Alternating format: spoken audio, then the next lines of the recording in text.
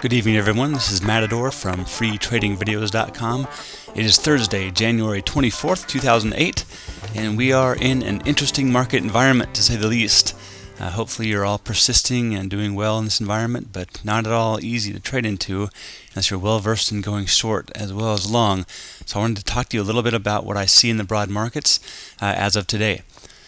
So to go through that, I'll start at the top. So nice little group of lower highs here. Some higher lows in this area as well, making a nice symmetrical triangle. It then failed south, so it headed down 1, 2, 3, 4, 5, 6, 7, 8 bars in a row. Right? Not very often will a stock go past 8 bars. You can find examples of that, of course, but some profit takers get fairly motivated to start buying to cover in that case and driving the stock back up. So it did try to hold on in this area, just a little bit of a bounce there around 140, and then it ran down to the next logical place of support, which is right around the 137.50 area. Bounced there, but boy, it was a meager little bounce. In fact, if you measure the Fibonacci retracement, so I'll just draw that in. It's kind of cool. Again, using Think or Swim software here, and you can zoom in now and kind of look at that. So after a big sell-off up here, like I said, 8 bars in a row, we got a bounce, tried to go all the way back up to the 50-yard line, kind of failed that, and it hovered right around the 38.2% retracement. Again, that's not the biggest sign of strength. What I would want to see is a larger bounce, of course, past the 50-yard line. Alright, so just double click to get back to where I was. Again, very, very nice software for this.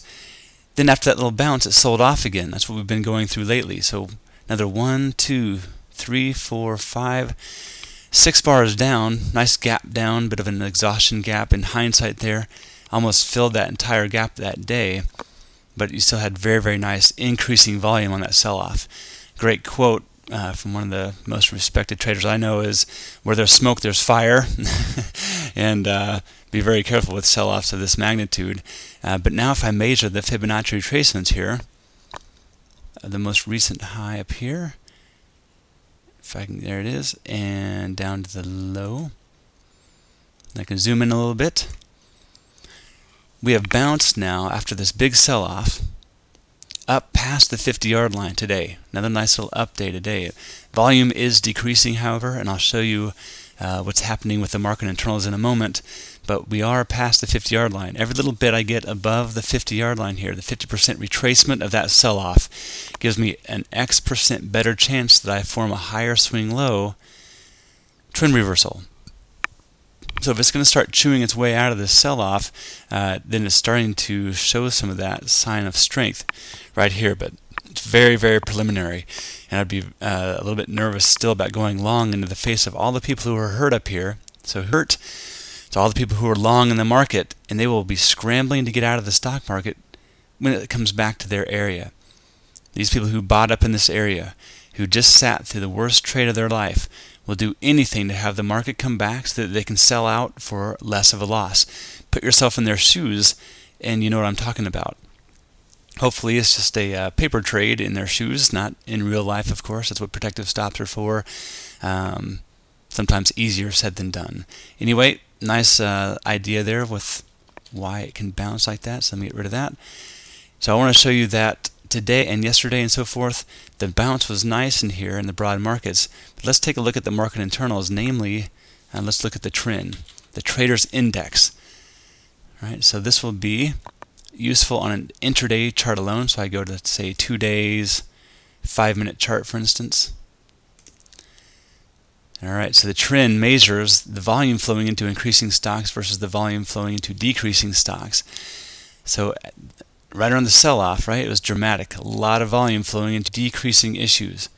Anything above 1 is more and more bearish. Anything below 1 is more and more bullish. You can even put a line in there if you want, right around the 1.0. Let's do that. There we go, just drop that in. And so you'll see that over the last few days here, last couple of days, there actually was not a lot of volume flowing into the market on the upside. In fact, it was still above 1, which is a negative. A lot of volume flowing out of it. So how can it be going up?